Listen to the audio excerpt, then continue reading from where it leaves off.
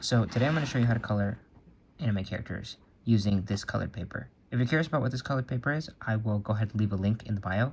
Actually, the colors that you'll need: cream, rose, peach, cine brown, goldenrod, and then just blanc sharpener. When you're coloring, what you want to do is you want to make sure to have some type of a base.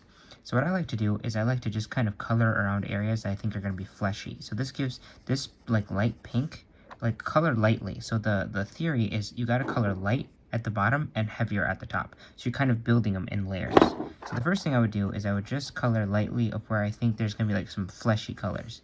Now, by flesh color, I mean like if you look at your hand, you see there's like a little bit of like pinkish there. And that's due to like the blood vessels and everything. Okay, next you're going to take some yellow and just add it. Like this cream color, and add it. Because if you notice, there's parts of our skin that are a little bit cream. So you're going to go ahead and add that just around as well. And just be sparing with this and just like add it to places that you think would actually benefit. Okay, now you're going to use this primarily to go over every area that you possibly can with this. Okay, what you should normally do is go over this peach for a long time. You'll see that the colors start filling in when you do that, but I don't have much of this, so I'm saving it right now. And as a tip, make sure to color in like a circular motion so you cover the most area possible. So you see the color starting to blend a little bit, so you're going to kind of go over with this like peach color, you're going to go over the areas that you kind of colored fleshy. So you colored like the undertones, which were the cream and then the pink. So you see that it's starting to blend. You can go a little bit heavier on this one by coloring it, but you're starting to see that it's starting to flesh out. See, it's kind of blending together. So kind of really blend these areas together. And we're going to see the result in a second. The next thing you want to do is, after you kind of fill this in, is use this like peach color in the areas that have shadows to them. Meaning, like if you look at my hand, you can see areas that like have shadows here, the darker areas. Go ahead and darken that with Zoro. Usually you'll be able to see that with like this will take a little bit of practice, but usually like under eyelids, like by the nose, like under the chin, kind of. You'll see. You can color a little bit harder here, you know, but this is basically areas that just have a little bit of darkness to them.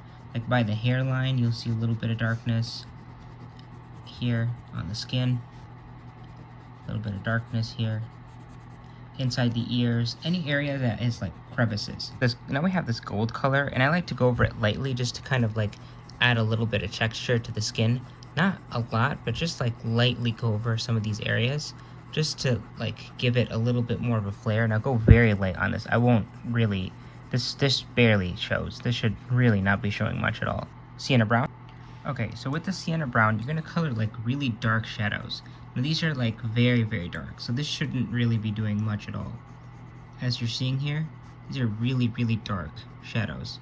Like the place that the hair is covering, just like really dark. Like areas in the ear that like you really can't see anymore. Again, use this sparingly because this really shouldn't be used very much. So if it looks a little bit too dark, go ahead and take this base color, this peach color again, and then blend it. So blend like this. You see, like take it and then just, you can soften it. Basically by going over it with a layer before, you're kind of softening it so it's not as harsh. See that? Boom, you see it's a little bit softer now. Lastly, the white. Areas that have a little bit of white on them, like kind of, oh shit. Areas that have a little bit of white in them, like the nose area here, or like the cheeks.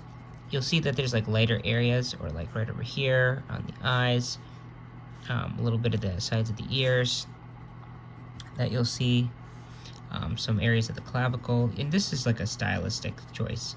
Like you can put it wherever you want, but this is something that I've seen sometimes used in anime. So you know, they just kind of lighten some areas, so it kind of adds to that skin tone type appeal.